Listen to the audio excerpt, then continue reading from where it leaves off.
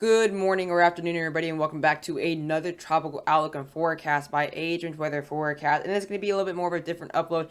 In this video, we're not going to be talking about tropical storm Elsa, which is kind of skiing the northeast coast right now. In this video, I'm going to be doing basically a monthly forecast for the tropics, determining whether July can be active or whether July can be a dead month, which we typically see at least once every season. So this could very well be the dead month we see.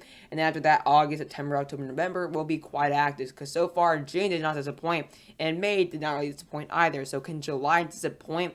Is exactly what we're going to be talking about in this video, looking at all the conditions, MJO, SSTs, all that to determine whether this July can very well be dead or active. But I'm finally back in Georgia, meaning I'm going to have fast uploads because my other computer was super duper slow. So I'm going to definitely enjoy being back here. But without further ado, let's get into the tropical forecast. So the first thing I want to review in this video is the 3.4 region index values that we have so far, obviously. And the latest actually is at positive 0.1. So actually, we are seeing a pretty big drop, which I did expect because ENSO forecast is still showing a La Nina possibly developing in the late season, talking about October, November, and then continuing into the winter. So ENSO does have very high confidence that we're going to continue seeing ENSO throughout the winter, throughout the summer, and then better developing to a better chance for La Nina to redevelop by possibly the mid-fall season into the winter. So I do expect it to continue to drop into kind of that ENSO phase, because it was getting a little bit close to El Nino status, because it got up to around, it was almost at a positive 0.4, and again, you do need a positive 0.5 or above to see a La Nina type or El Nino type status. But obviously that status will have to stay like that for a few weeks to actually continue to call it an El Nino. But still, we were getting quite close to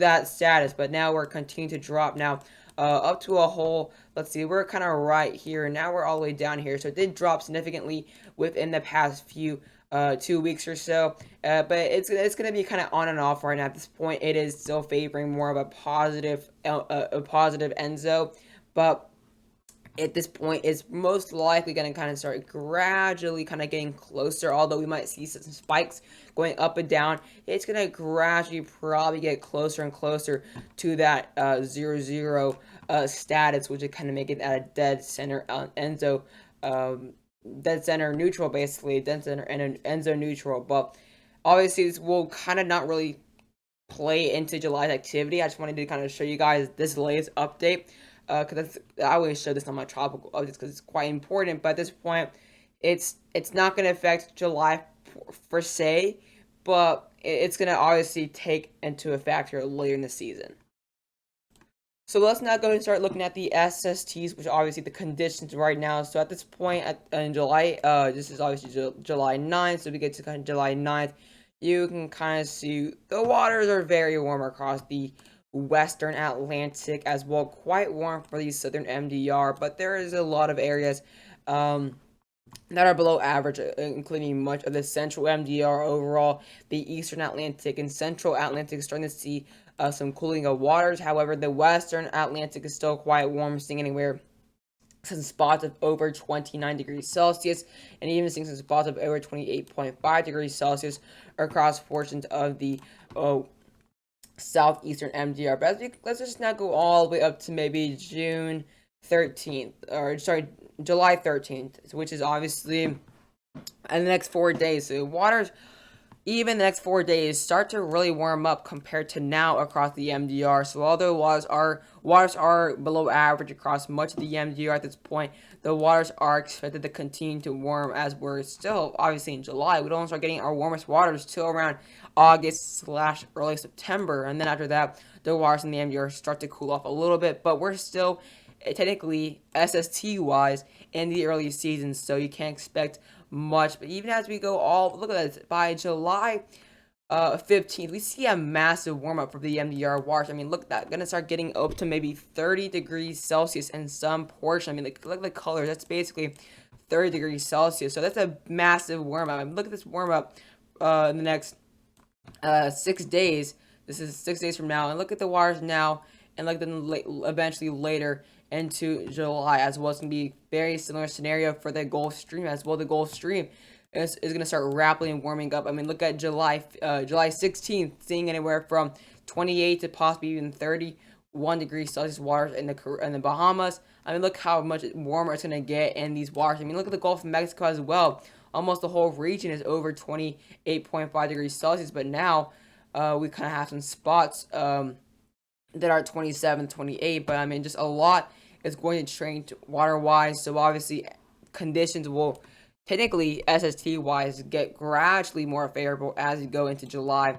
But let's not go look at the actual SST anomaly. And like I did say, there is a bunch of areas of below average SSTs across much of the MDR. However, like I did mention as well, we are seeing some above average waters in the southeast MDR. It's exactly where you typically see those lows kind of come off. However, if they do become anything, these cooler waters will definitely be something to keep a close eye on, because it's basically almost, I believe this in Celsius, it's basically a degree Celsius below average, but it's definitely doesn't sound like a lot, but it's definitely something for the tropics, because obviously the average for the central MDR this time of year is definitely not the warmest, but it's basically not the coldest as well. It's basically around maybe 27 degrees Celsius the average, but if you take like almost all degrees Celsius below that, that's definitely going to be effect, kind of taking it towards that 26 degrees Celsius mark, which is definitely kind of getting too close to limiting factors for tropical development. But overall, we are seeing some pretty warm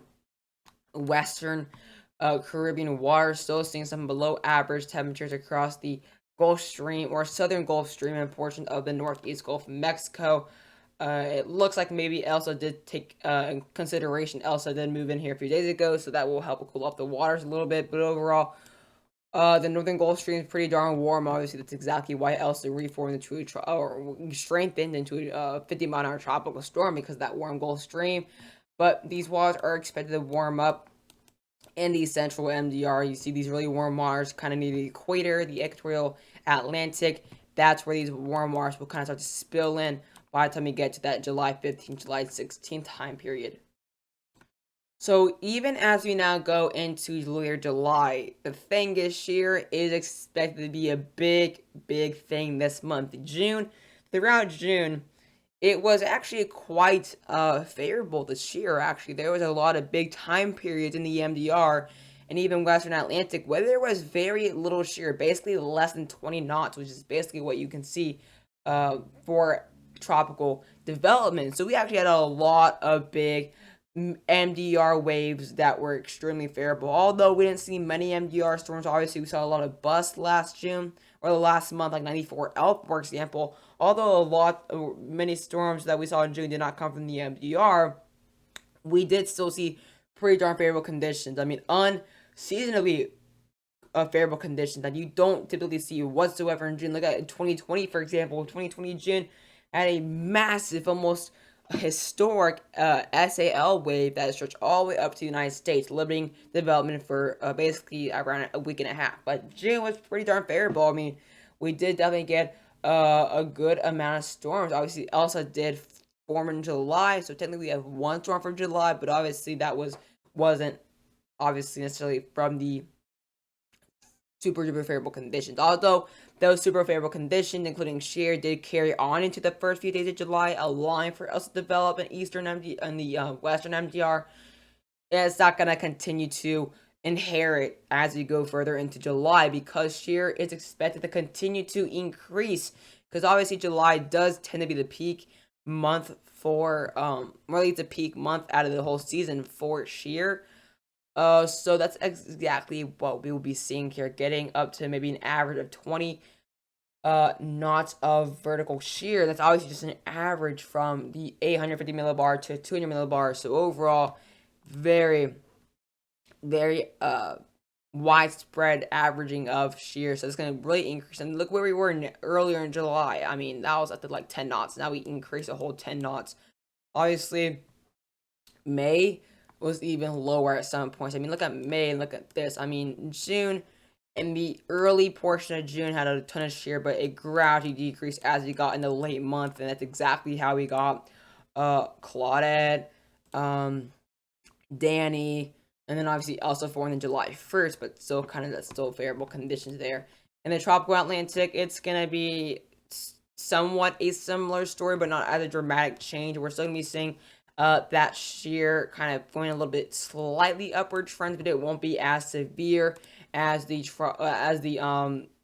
Caribbean, but still gonna be monitoring an above average amount of shear that we saw compared to last month across this region.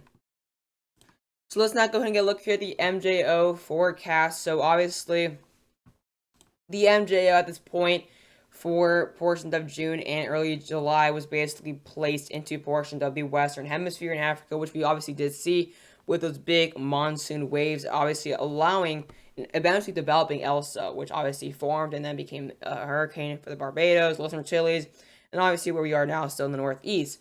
But that's going to actually now, in the next future trend, going to start moving, the MJO is going to start moving into the Indian Ocean. So we're going to start seeing some really big amounts of moisture and overall monsoon rain, and the monsoon season kind of picking up here for the Indian region and as well overall the Bay of Bengal. That's where we're going to start seeing a lot of that activity. So as that MJO starts to move into the Indian Ocean, that's going to really hurt the Atlantic activity-wise. I mean, it's going to really allow for that monsoon season in Africa to kind of calm down and kind of take a break, because the monsoon waves were going on and off throughout the whole month of June. Although we didn't see much development except really for ENSO, because obviously Claudette wasn't in the MDR and neither was Danny. And that's just what we're seeing here. I mean, we're just not going to start seeing development in the MDR for a while. And when I mean a while, I mean maybe a week and a half is definitely considered maybe a while, considering what we've been seeing.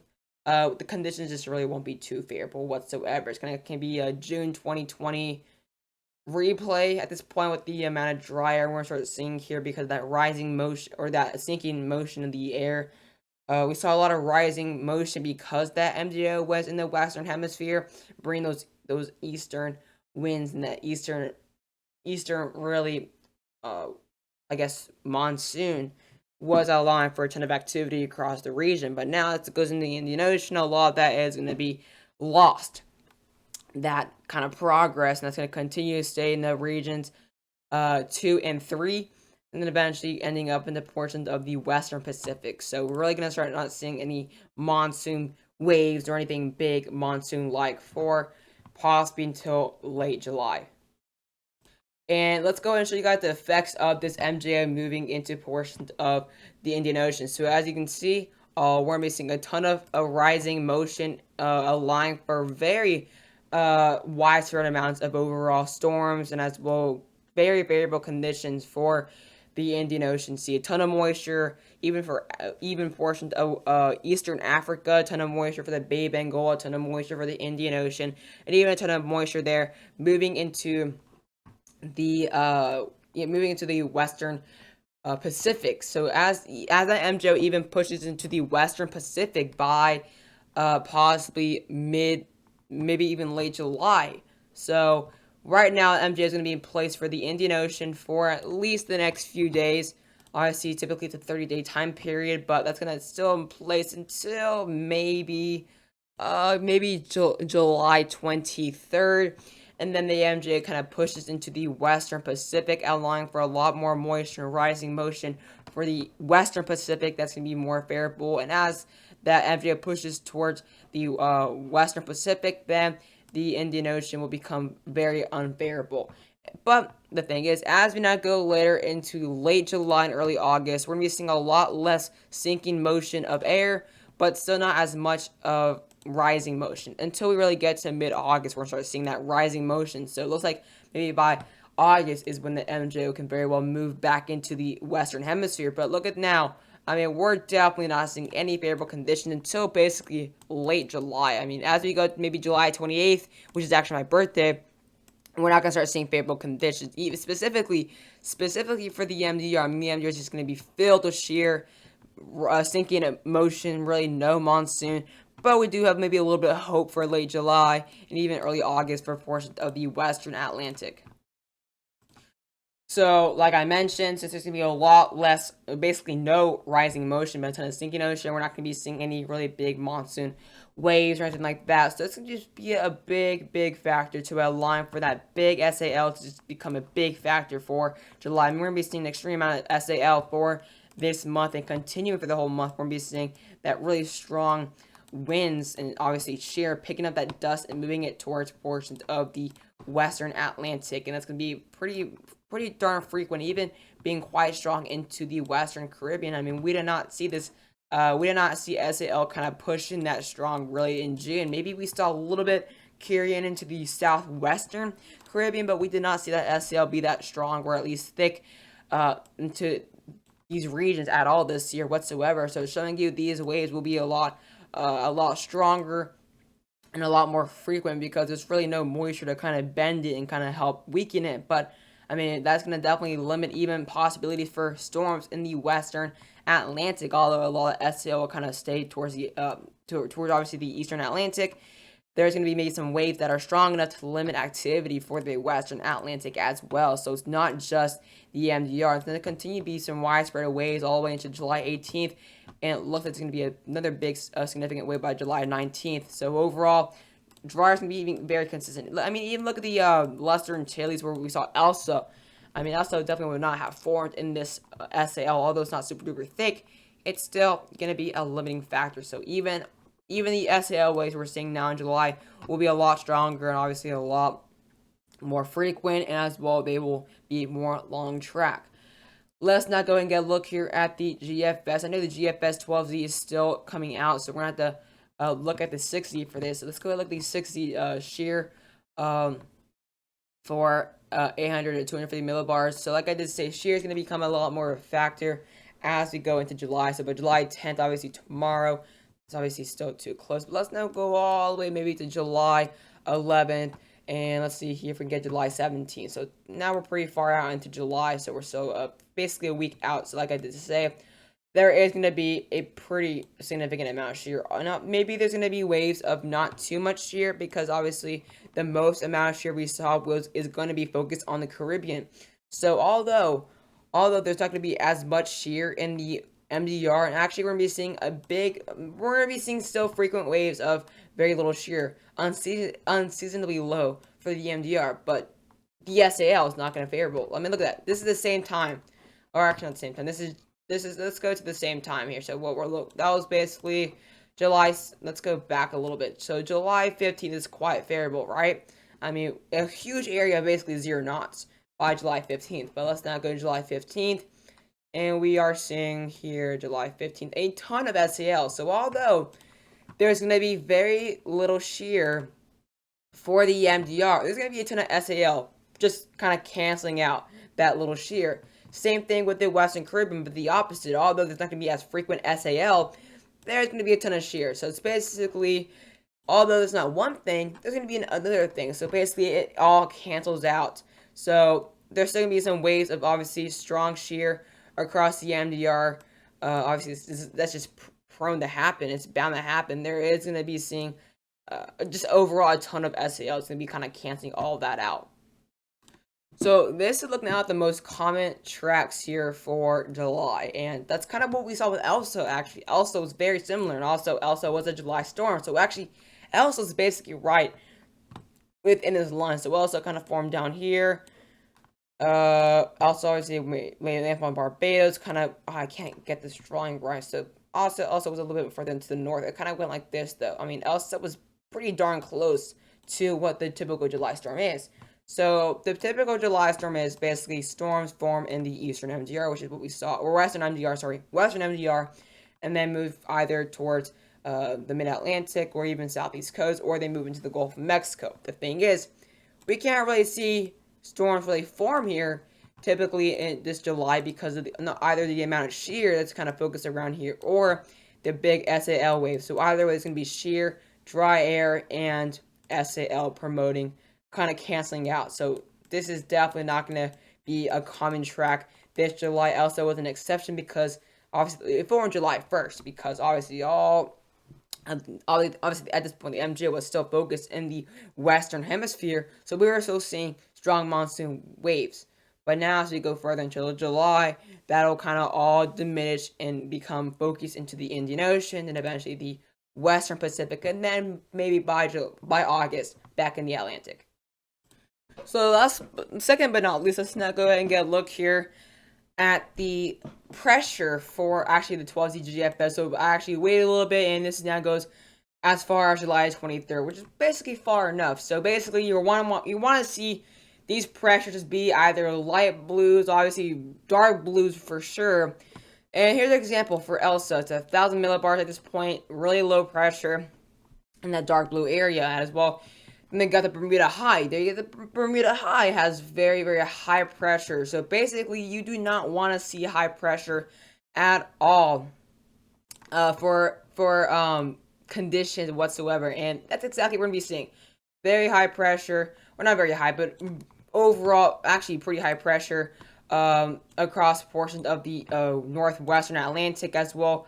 Slightly above average pressure across portions of the eastern MDR, and that's going to continue into the western Atlantic as well. Very, very unfavorable conditions for the western Atlantic by July 13th.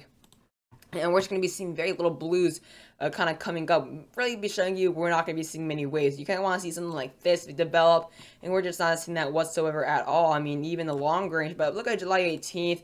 I mean, almost the whole northern Atlantic is covered in high pressure. The Bermuda High is going to come into a big play for this. But as when I go later into maybe the last week of July and first week of August is when we can start seeing interesting things maybe coming off Africa, but overall it's just not looking very good whatsoever.